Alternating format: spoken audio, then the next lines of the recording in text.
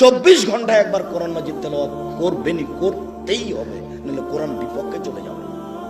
বেশি না পড়লেও কি বলেছি সূরা ইখলাস 3 বার পড়েন, একবার কোরআন মাজিদ পড়ার সময় নাকি হয়। কেন পড়েন? আজকে বলেন তো যে আমি পড়েছি, বলেন। এই ছেলে তুমি লাভ দিয়ে বলো যে আমি পড়েছি, একটু হিসাব হয় না কেন? কেন পড়তে পারেন না? কেন পড়তে পারেন না? কি আছে সমস্যা যে পড়তে পারেন না? কেন পড়বেন না? সূরা ইখলাসটা আপনি 3 বার কেন পড়বেন না? নিজেকে মানুষ মনে করেন না? নিজেকে গরু ছাগল মনে করেন? বুঝেও বুঝে না ওরা চক্ষু, বুঝেও বুঝে না ওরা অন্তর আছে বুঝে না, দেখেও দেখে না ওরা চক্ষু আছে দেখে না, শোনেও শোনে না ওরা কান আছে শোনে না। উলায়েকা কাল আনাম, তারা পশু প্রাণীর মতো, তারা গরু ছাগলের মতো, তারা কুকুর শ্রীগেলের মতো, ভালো হওয়া যাল বরং তার চেয়ে খারাপ।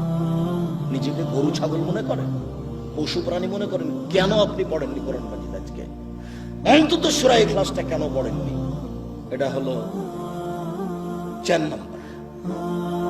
1 সালাত, 2 রোজি, 3 কোরআন তেলাওয়াত, 4 দুইজন যেখানে বসে আছে সেখানে বসবেন না।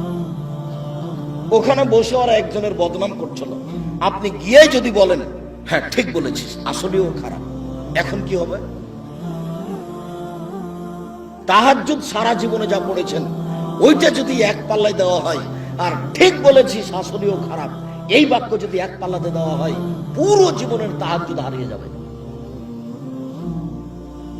আপনি বলতে পারেন, বুঝতে পারেন ল্যাংটা মেয়েকে দেখছি আর গল্প জমাচ্ছি, এটা কত বড় খারাপ, আর মানুষের বদনাম কানে শুনছি, এটা কত বড় খারাপ, আপনাকে আমি বুঝাতে পারি না।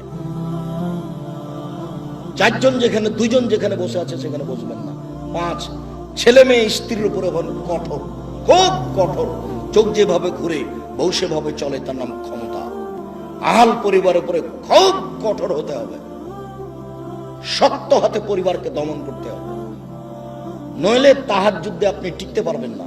শেষে দেখা যায় বেটির কারণে বইয়ের কারণে জাহান্নামে হয়ে গেছে।